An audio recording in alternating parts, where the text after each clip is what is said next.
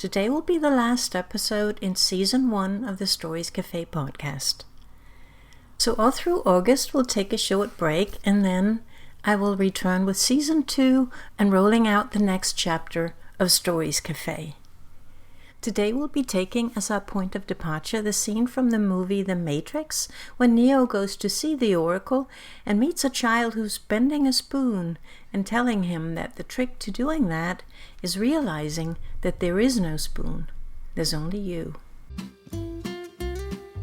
Welcome to the Stories Cafe podcast, the espresso version of Stories Cafe, offering quick, enriching moments of reflection on literature, cinema, archetypes, philosophy, and the art of living deliberately.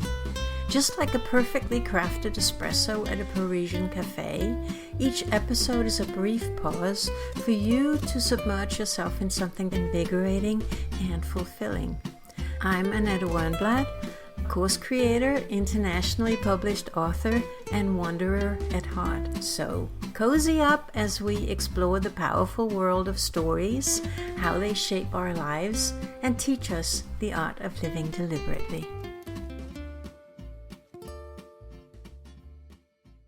So today is a little bit exciting because we're going to be talking about the concept of reality. And based on those philosophical thoughts of there is no spoon, there is only you. What does this really mean? What does it actually mean on a deeper level?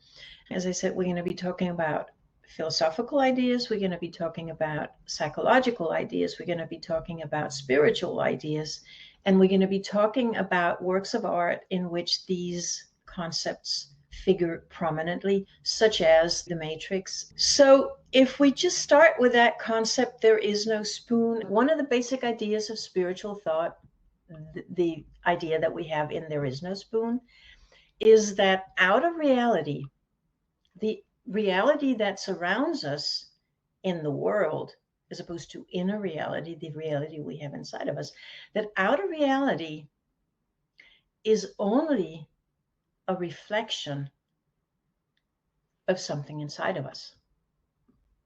Have you ever heard that idea before? That outer reality is merely a reflection of what we have inside of us. And we have that in many different forms, in many different, for instance, movies.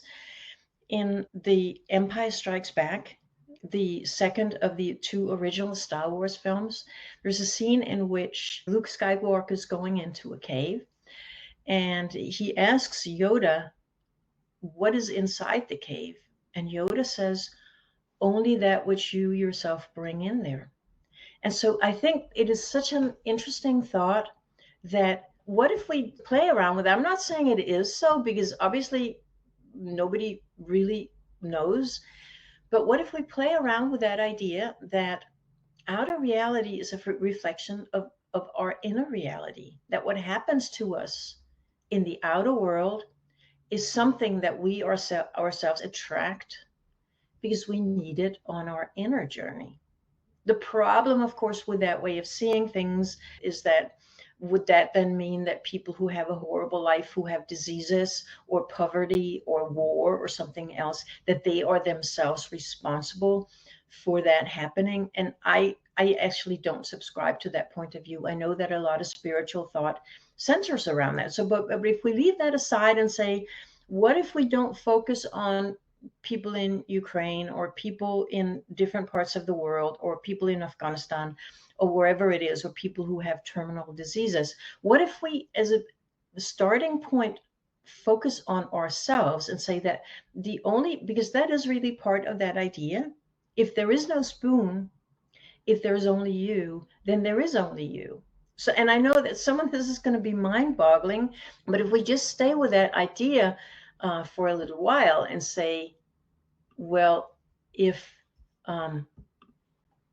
outer reality is a reflection of inner reality, if what happens to us in the outer world is something we ourselves attract because we need it on our inner journey, our journey through life. And you're all familiar with that in the virtual cafe, that idea of our journey through life.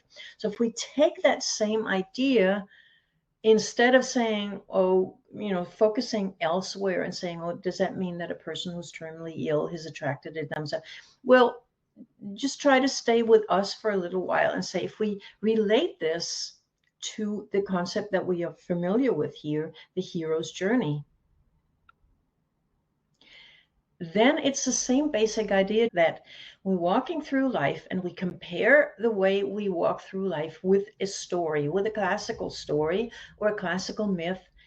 And if we then consider it that way and say, what if the steps along the way, instead of seeing the horrible things that happen in that hero's journey when we watch a movie, whether it's Indiana Jones or something else, let's just stay with Indiana Jones for 2 seconds. What if we considered that the things that happened to Indiana Jones on that journey is exactly what he needs to become a bigger and better and more whole person? Does any of this make sense at all? Because it is a very different way of thinking about life. It's not about blaming ourselves for whatever it is that's in our lives. It's a way of shifting. And I'm not saying you have to do that. I'm just presenting to you philosophical and psychological and spiritual ideas. Thank you so much for joining me. I hope you enjoyed your espresso break and learned something new. If you're eager to dive deeper into the world of stories and ideas, be sure to hit the follow button in Spotify or the plus button in Apple Podcasts so that you get each new episode straight to your podcast app. You can also visit us at Stories Cafe. Just go to stories-cafe.com. There you can explore free content for a taste of what we offer, or if you're ready for more, a paid membership unlocks in-depth discussions, full access to our archives, and a vibrant community of fellow story enthusiasts. I am so thrilled to have you here, and I look forward to welcoming you back to the Stories Cafe soon.